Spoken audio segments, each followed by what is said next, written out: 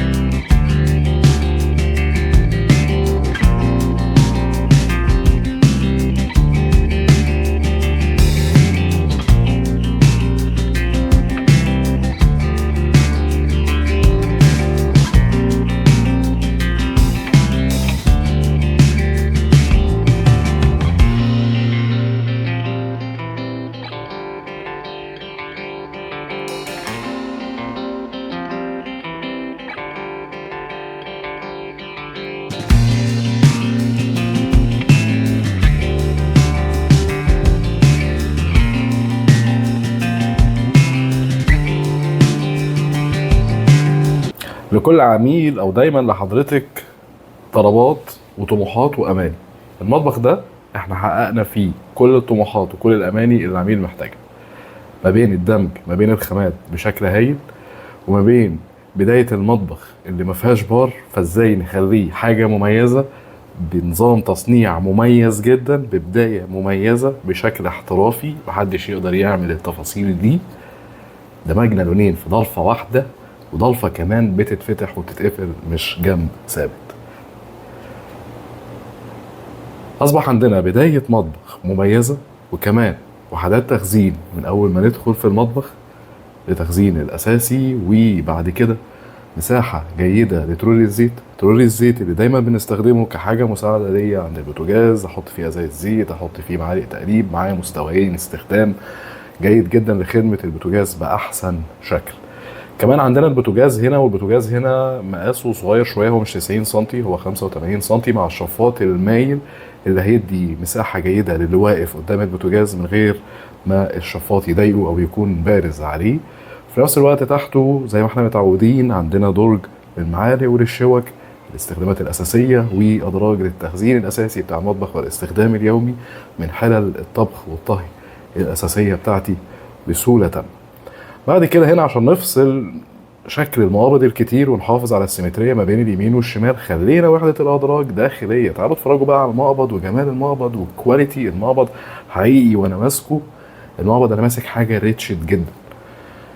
الأدراج الداخلية معمولة بنفس الألوان الخارجية كوش ضلف، حتى الحاجة اللي مش ظاهرة، مع أدراج للتخزين الداخلي لأدراج الرفايع والاستخدامات أو باقي استخداماتنا للأدراج في المطبخ. بعد كده طبعا دولاب الفرن والميكروويف واللي فيه تقسيم للصواني ومساحة تخزين، وعندي الميكروويف والفرن بالارتفاع الصحيح والاستخدام الصحيح، وده علشان أقدر أوطي وأستخدم الفرن من غير ما باب الفرن يخبط فيا، وده لازم يكون باب الفرن تحت مفصل الجسم.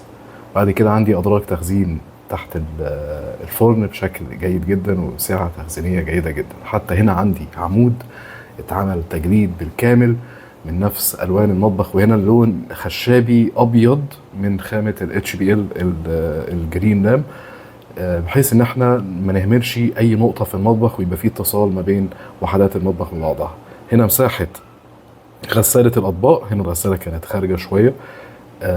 طبعا احنا بنهتم بالأعماق بحيث ان الغسالة ما تكونش بارزة مع تأسيس السباكة الصحيح، لأن المطبخ ده كان متشطب بالكامل تشطيب جديد، واحنا هديناه بالكامل وعدناه من الأول وجديد مع العميل.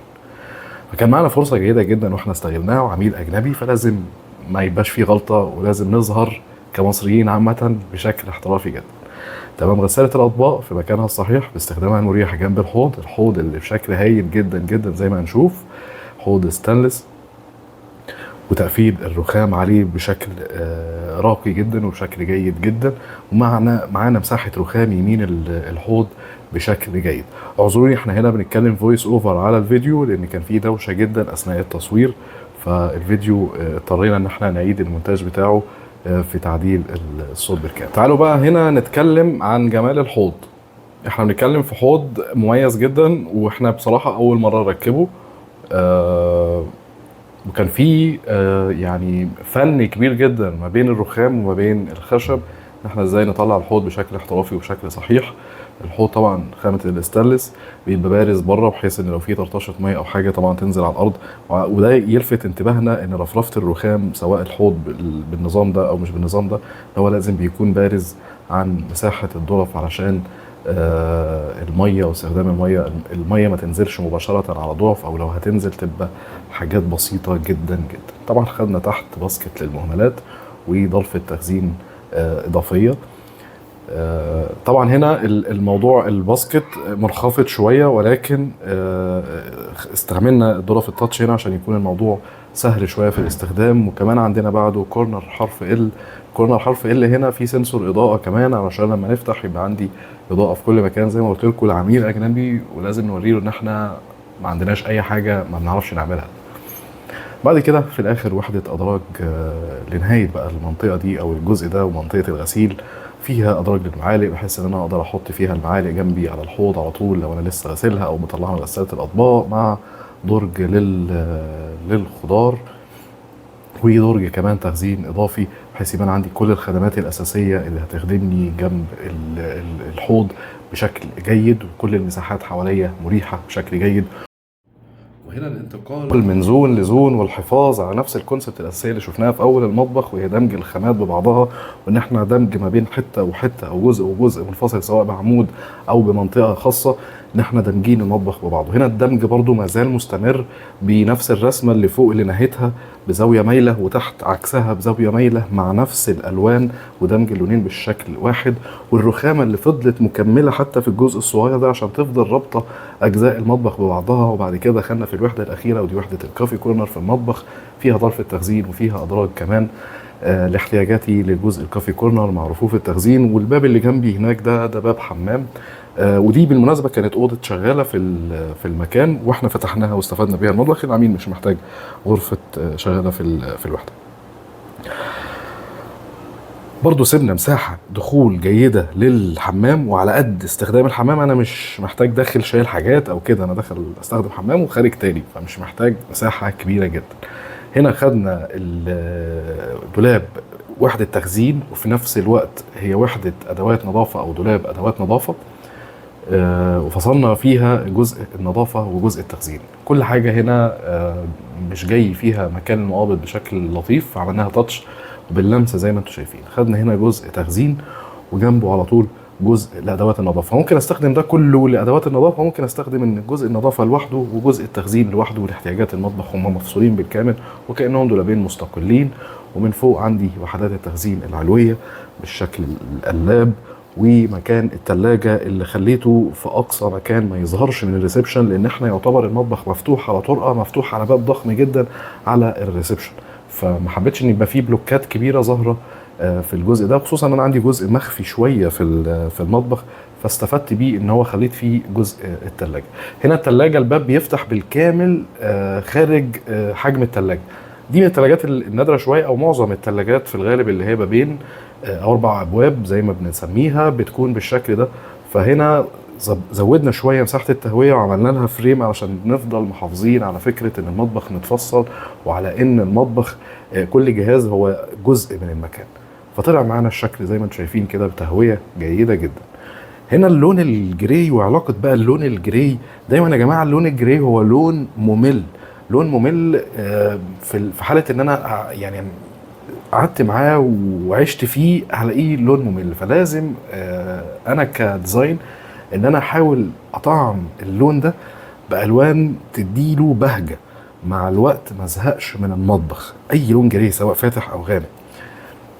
هنا بدايه المطبخ طبعا لفينها بشكل عشان نغطي الزوايا الحوائط، وهنا برضو النهايه بتجاليد من نفس الوان المطبخ عشان يبقى فيه نهايه منطقيه للمطبخ، ومش جزء عمود انا ماليش دعوه بيه ده تبع الطرق، لا احنا بننهي علاقه المطبخ بتاعنا بشكل كويس جدا مع رفوف تاني في الاول عشان اقدر برضو استفيد بيها ككافي كورنر في اول المطبخ لو انا جاي على طول من الريسبشن، غير باقي الاجهزه ممكن احطها جوه او لاستخداماتي التانيه. خصوصا العميله كانت بتهتم قوي بحاجه القهوه والشاي وهكذا، فزي ما انتم شايفين الجهاز ده كان جه لسه واحنا بنركب المطبخ، وكان في اجهزه تانيه.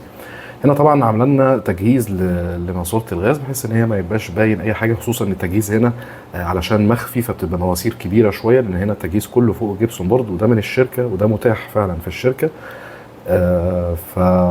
فالمواسير زي ما انتم شايفين كده ضخمه، حتى عداد الغاز المواسير طالعه منه ضخمه جدا لان هي بتكون بنظام اللحامات مش الربط. فطبعا اضطرينا ان احنا نغطي كل التفاصيل دي. زي ما قلت لكم اعداد الغاز في وش المطبخ، يعني قاعد في الريسبشن انا شايف حاجه زي الفل قدام، فطبعا كان لازم كل ده يتقفل.